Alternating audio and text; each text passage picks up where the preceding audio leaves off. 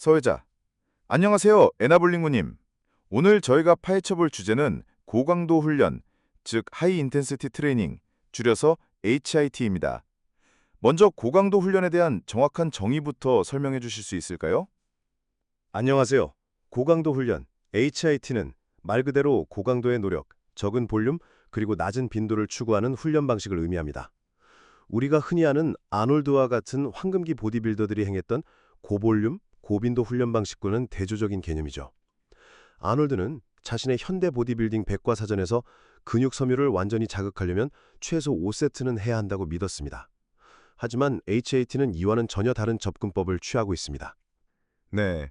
이 고강도 훈련 방식은 마이크 맨저나 도리안 예이츠 같은 유명 보디빌더들이 고수했던 것으로 잘 알려져 있는데요. 이 훈련법을 대중화시킨 아서 존스라는 분에 대해 먼저 알아볼 필요가 있을 것 같아요. 맞습니다. 아서 존스는 근육의 힘 곡선에 맞춰 설계된 운동기구를 만드는 회사 노틸러스의 창립자입니다. 그는 더 젊은 여자, 더 빠른 비행기, 더 큰 악어라는 모토를 가졌을 정도로 독특한 인물이었죠. 플로리다에 있는 그의 노틸러스 건물에는 고맥이라는 18피트 길이의 바다 악어가 살았고 그는 야생동물 수입 사업을 운영하기도 했습니다. 이처럼 그는 보통의 인물과는 거리가 멀었습니다. 아서 존스라는 인물을 보니 그가 만든 훈련 방식에 더욱 관심이 가는데요. HIT에는 여러 변형이 있지만 공통된 세 가지 특징이 있다고 들었습니다. 그 특징들에 대해 자세히 설명해 주시죠. 첫 번째는 근육이 더 이상 움직일 수 없는 지점, 즉 실패 지점까지 훈련하는 것입니다. 아서 존스는 자신의 저서 노틸러스 게시판에서 세트는 추가적인 움직임이 불가능할 때 비로소 제대로 끝났다고 말했습니다. 마이크 맨처도 저서에서 이 실패 지점까지 훈련하는 것이 성장을 자극하는 브레이크 오버 포인트를 통과하게 한다고 강조했습니다. 두 번째는 세트 수입니다. 일반적으로 한 운동당 단 한 세트만 하는 것이 특징이죠. 아서 존스는 한 세트만 해도 충분하고 추가적인 세트는 과훈련을 유발할 수 있다고 했으며 도리안 예이츠는 극도의 강도로 한 세트만 해도 근육을 만드는 데 충분하다고 했습니다. 마지막 세 번째는 낮은 훈련 빈도입니다. 아서 존스는 초기에는 주 3회 전신 운동을 권장했지만 나중에는 한 근육당 주 1, 2회만 훈련해도 충분하다고 수정했습니다. 마이크 맨처 역시 훈련 세션 사이에 96시간에서 120시간의 휴식을 권장했죠. 이 세 가지 특징은 서로 밀접하게 연결되어 있습니다. 그렇군요. 그렇다면 과연 이 HIT 방식이 근육 성장과 근력 향상의 가장 최적의 방법일까요? HIT의 효과를 증명하는 몇 가지 사례가 있다고 들었습니다. 가장 흥미로운 사례는 콜로라도 실험입니다. 1973년 콜로라도 주립대에서 진행된 이 실험에서 보디빌더 케이시 바이에터는 28일 만에 약 28kg의 근육을 얻었다고 주장되었습니다. 이 실험은 꽤 충격적인 결과였지만 저는 몇 가지 이유로 이 결과가 사실 그대로라고 보기는 어렵다고 생각합니다. 어떤 이유 때문인가요?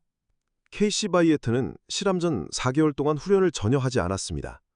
이는 근육기억 현상으로 인해 근육이 빠르게 회복되었을 가능성이 높습니다. 게다가 그는 원래부터 근육이 잘 붙는 뛰어난 유전자를 가졌던 인물이며 스테로이드와 같은 약물 사용 가능성도 배제할 수 없습니다. 비록 아서 존스가 약물에 반대했다고 알려져 있지만 실험 결과를 100% 신뢰하기는 어렵습니다. 그렇군요. 결국 이러한 일화적인 데이터는 HIT의 효능을 완전히 증명하기는 어렵다는 말씀이시네요. 그렇다면 과학적인 연구는 이 세 가지 특징에 대해 어떻게 이야기하고 있는지 궁금합니다. 먼저 실패 지점까지 훈련해야 하는지에 대한 연구는 어떤가요? 2021년 그르징 연구팀의 메타 분석에 따르면 실패 지점까지 훈련한 그룹과 그렇지 않은 그룹 간의 근육 성장 차이가 없었습니다. 대부분의 연구에서 실패 지점으로부터 3회 미만의 반복 횟수를 남기고 훈련을 중단하는 것이 실패 지점까지 훈련하는 것과 비슷한 근성장 효과를 가져왔죠.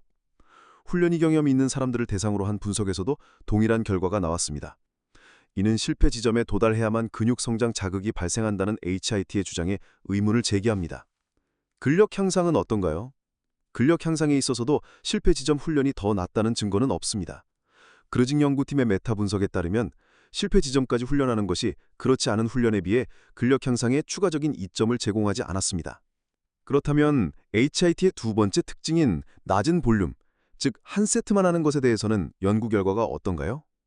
이 부분에서는 연구 결과가 HIT의 주장과 상반됩니다. 2017년 숀텔드 연구팀의 메타 분석에 따르면 한 운동당 한 세트만 하는 낮은 볼륨 그룹과 3세트 이상을 수행하는 높은 볼륨 그룹에서 더 많은 근육 성장이 나타났습니다. 2017년 이후에 추가 연구들도 이와 비슷한 결과가 나타나고 있습니다. 한 세트 훈련이 근력 향상에도 더 좋다는 증거는 없었고요. 마지막으로 낮은 훈련 빈도에 대해서는 어떤 연구 결과가 있나요? 주간 총 세트 수가 동일하다는 전제하에 2019년 션펠드 연구팀의 메타 분석에 따르면 낮은 빈도와 높은 빈도 훈련 간에 근육 성장 차이가 없었습니다. 또한 2018년 그르징 연구팀의 메타 분석에 따르면 근육 향상에 있어서도 훈련 빈도는 큰 영향을 미치지 않는 것으로 나타났습니다. 즉, 낮은 빈도 훈련이 더 낫다는 증거는 없고 고빈도 훈련도 근성장과 근력 향상에 충분히 효과적이라는 것을 알 수 있습니다. 현재까지의 연구들을 종합해보면 HIT가 주장하는 세 가지 핵심 원칙들이 근거가 부족하거나 상반되는 결과를 보인다고 볼 수 있겠네요. 그래도 HIT 훈련법의 긍정적인 측면도 분명히 있을 것 같은데요. 네, 물론입니다. HIT는 분명히 근육을 상당량 성장시킬 수 있는 효과적인 훈련 방식입니다. 비록 한 세트 훈련이 세 세트 훈련보다 약간 덜 효과적일 수는 있지만 그 차이는 미미합니다. 많은 사람이 더 많은 시간과 노력을 투자해서 약간의 추가적인 성장을 얻는 것을 원하지 않을 수 있습니다. 그런 분들께는 HIT가 시간을 효율적으로 사용할 수 있는 좋은 방법이 될 수 있습니다. 또한 실패 지점까지 훈련하는 경험은 자신이 실패 지점에서 얼마나 떨어져 있는지를 정확하게 판단하는 능력을 키우는 데 도움이 됩니다. 일부 사람들에게는 HIT가 더 효과적일 수도 있다는 말씀도 하셨는데요. 이 부분에 대해 좀 더 자세히 설명해 주시죠. 평균적인 연구 결과가 모든 개인에게 적용되는 것은 아닙니다.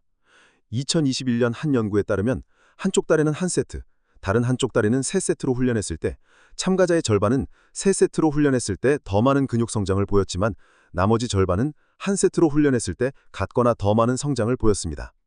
이 연구는 훈련이 경험이 없는 사람들을 대상으로 했지만 개인에 따라 낮은 볼륨 훈련이 더 잘 맞을 수 있다는 가능성을 보여줍니다. 그렇군요. 마지막으로 HIT에 대해 정리해 주시죠. 현재까지의 연구 결과를 보면 HIT는 근육 성장을 위한 최적의 훈련법이라고 보기는 어렵습니다. 실패 지점까지 훈련하는 것이 필수적이지 않고 평균적으로는 더 높은 볼륨이 더 좋은 결과를 가져오며 고빈도 훈련도 충분히 효과적입니다. 하지만 HIT는 여전히 상당한 근육과 근력을 만들어낼 수 있는 훌륭한 방법이며 어떤 사람들에게는 최적의 훈련법일 수도 있습니다.